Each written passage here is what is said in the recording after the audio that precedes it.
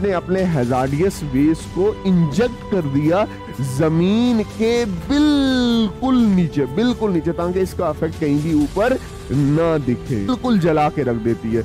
मतलब इसका जो बाय प्रोडक्ट होता है वो भी नहीं निकलता, मतलब इतने खतरनाक तरीके से जलाती है कि ये पूरा का पूरा खत्म हो जाता है, मतलब इसमें से कोई वेस्ट चीज भी बाहर नहीं निकलती। इसको इस चैप्टर में 2 पार्ट हैं। पहला पार्ट है सॉलिड वेस्ट के बारे में डिस्कस करना, और दूसरा पार्ट सॉलिड वेस्ट का ही एक टाइप है हैजार्डियस वेस्ट को डिस्कस करना। 70 में से 70 नंबर लाएंगे।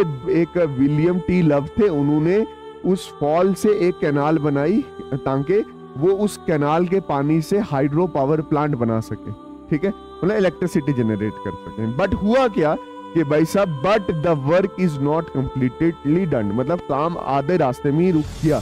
कैनाल बनी बट हाइड्रो पावर प्लांट उस पर नहीं बना, ठीक। हाय एवरीवन, अस्सलाम वालेकुम रहमतुल्लाहि बरकातहू, नमस्ते, सत श्री अकाल, के हाल है तुम्हारा? सब बढ़िया? हाँ बढ़िया सर। ईवीएस जल्दी कंप्लीट करवा दो, आपने अभी तक सिर्फ 3 ही चैप्टर करवाए हैं। तो मेरी जान, मैंने नाजिया और बशीरे की बात मान ली है, सारे चैप्टर आज मैं डाल दूंगा। चैप्टर 4 का नाम क्या है? That is solid waste and hazardous waste. इस चैप्टर में 2 पार्ट हैं। पहला पार्ट है सॉलिड वेस्ट के बारे में डिस्कस करना, और दूसरा पार्ट सॉलिड वेस्ट का ही एक टाइप है हैजार्डियस वेस्ट को डिस्कस करना। 70 में से 70 नंबर लाएंगे, दिल से पढ़ाऊंगा और पेपर यहीं से आने वाला है। और ये हमारी ईवीएस की वीडियो कौन सी है? 4th 12th क्लास के लिए, ठीक।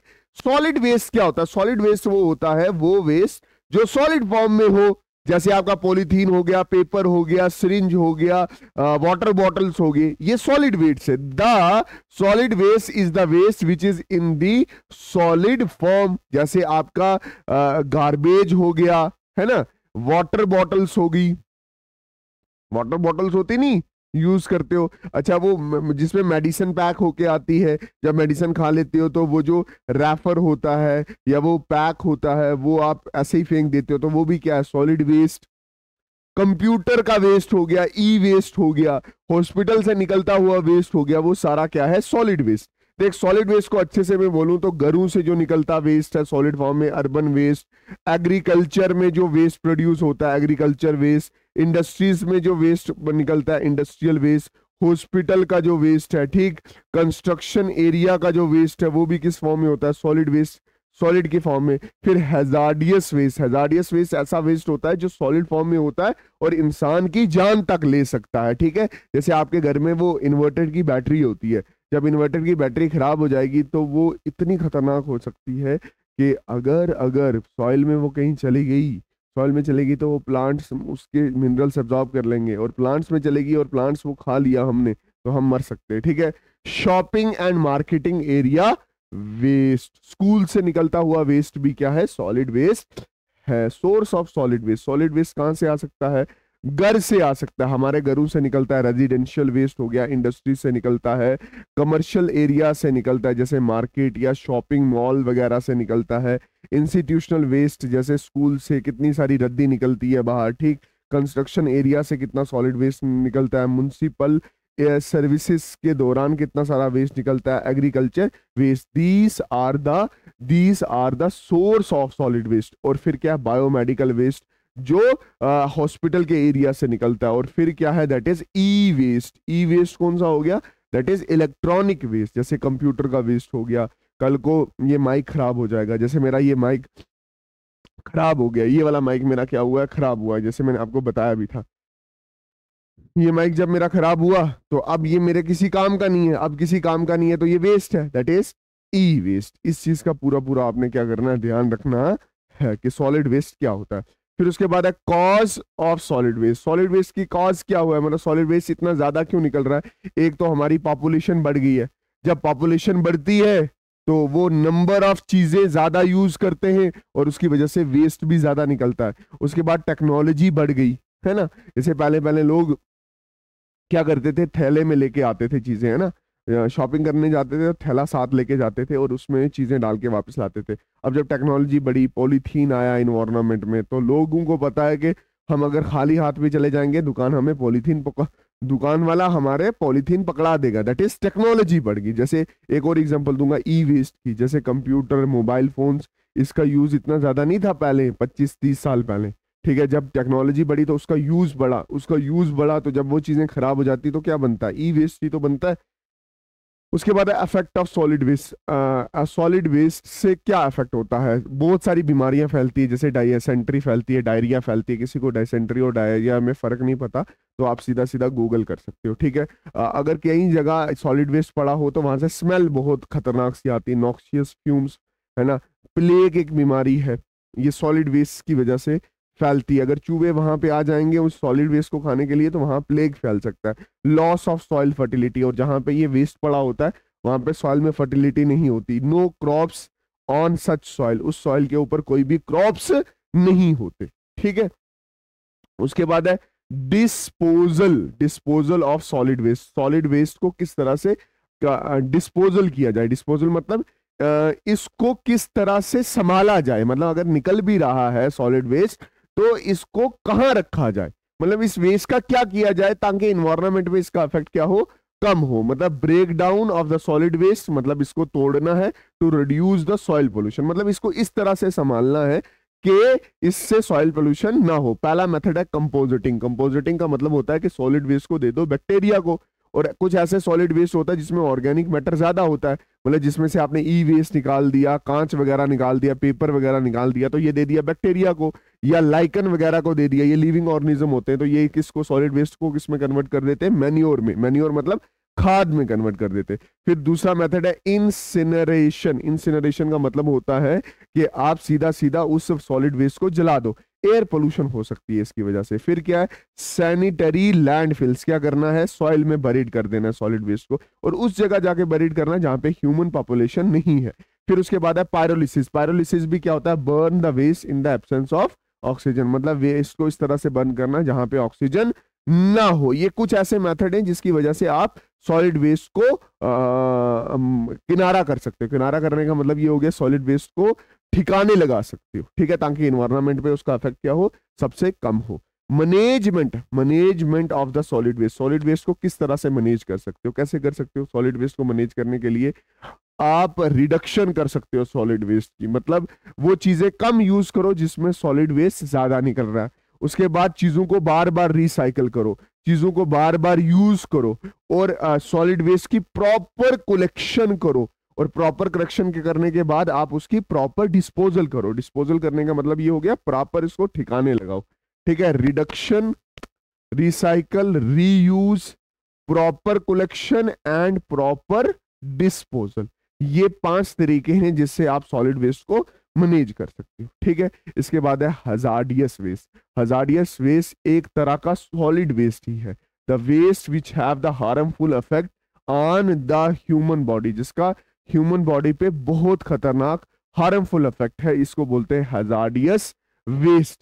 और प्रॉपर्टीज ऑफ हजार्डियस वेस्ट क्या होता है, इसको जल्दी आग लगती है, फ्लेमेबिलिटी होती है, जल्दी आग लगती है, ठीक। क्रूसिव होता है। क्रूसिव का मतलब ये हो गया कि भाई साहब इसको जंग लगता है, बात समझे कि नहीं है, ज्यादा रिएक्टिव होता है, इसमें जहर ज्यादा होता है, टॉक्सिसिटी ज्यादा होती है। बायो एक्यूमुलेशन इफेक्ट होता है, मतलब जहां जिस बॉडी में जाता है अगर उसको मारेगा नहीं उस बॉडी के टिश्यू में स्टोर हो जाएगा, ठीक है। रेडियो एक्टिविटी होती है। रेडियो एक्टिविटी मतलब क्या होता है, कुछ ऐसी रेडिएशन छोड़ता है जिसकी वजह से दूसरे लिविंग ऑर्गेनिज्म पे ज्यादा इफेक्ट पड़ता है। बात समझ आ गई नहीं है। एक और याद रखना कि क्रूसिव का मतलब इधर ये भी होता है कि भाई साहब दूसरी चीज को तबाह करके रख सकता, ठीक है, दूसरी चीज को अगर रख सकता है तबाह करके।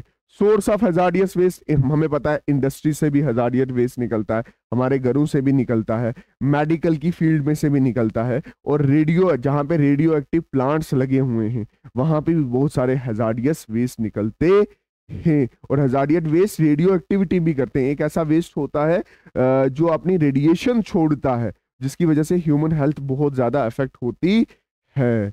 Affect of hazardous waste, human disability, इंसान बेकार हो जाता है, उसका ना नर्वस सिस्टम अच्छे से काम करता है और ना ही मस्कुलर सिस्टम अच्छे से काम करता है, उसकी डेथ हो सकती है, उसको कैंसर हो सकता है, कार्सिनोजेनिक हो सकता है, नर्वस सिस्टम में बहुत बड़ा इफेक्ट डालता है, वो हमारा दिमाग काम करना बंद कर जाता है। मैनेजमेंट ऑफ हजार्डियस वेस्ट, कितना खतरनाक वेस्ट है, तो इसको मैनेजमेंट करना आना चाहिए।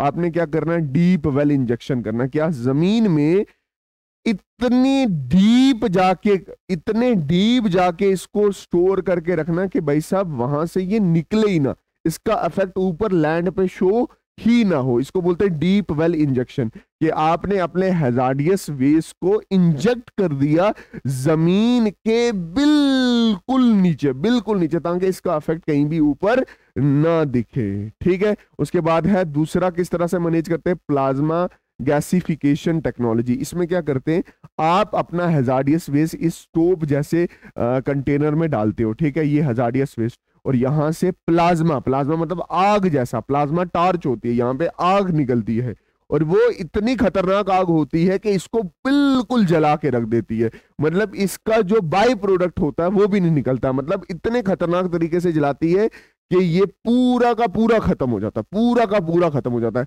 मतलब इसमें से कोई वेस्ट चीज भी बाहर नहीं निकलती। इसको बोलते हैं that is a plasma gasifier.